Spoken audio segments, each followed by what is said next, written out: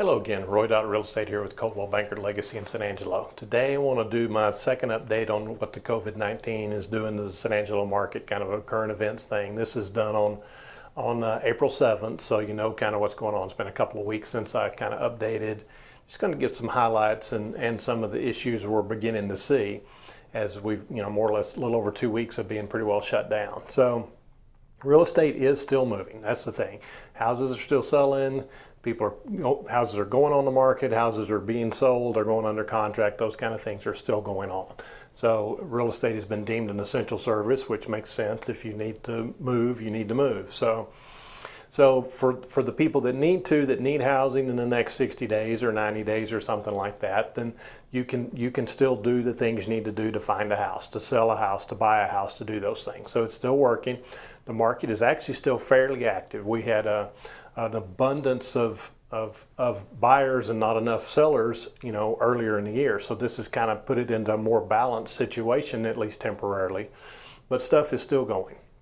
So don't be too concerned about it. If you're looking to sell or buy and this is a time that fits you, then it's fine to go ahead and do that. It can certainly be done and be effective.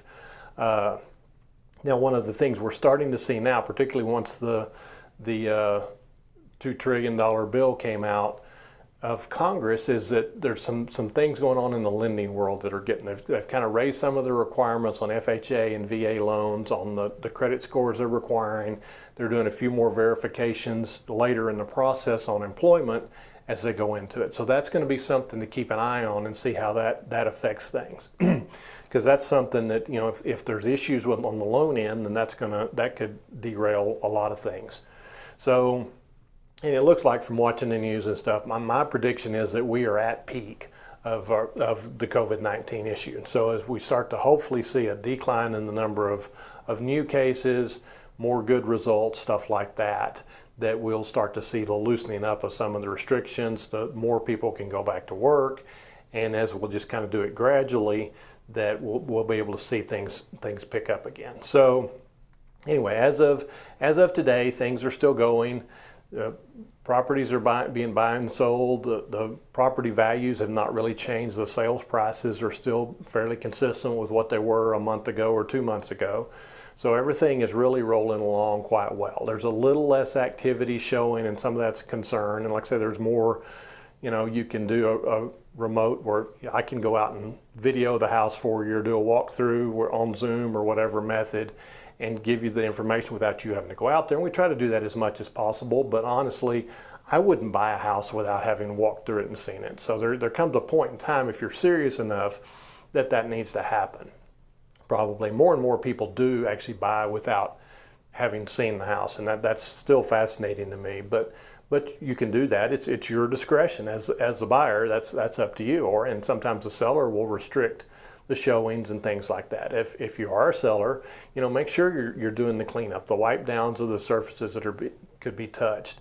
If you're a buyer, when you go into a house, let the agent, if you're going into the house, let the agent turn on lights, open doors. Try not to touch anything if you can. Pretty much hands to yourself. Don't touch the kitchen counters you walk by. Do the things you can do to protect yourself and to protect the sellers.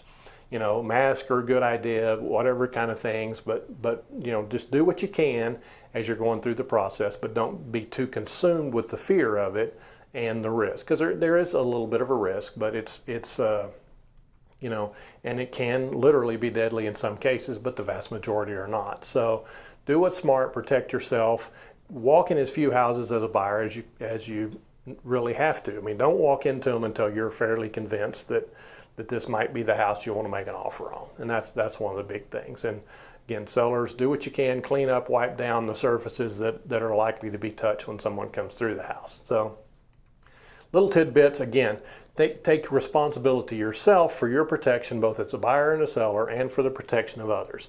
Don't expect someone else to take that responsibility for you and keep you safe. So anyway, that's all for today. If you've got any questions, give me a call, Roy.RealEstate, 325-268-0775. Thank you.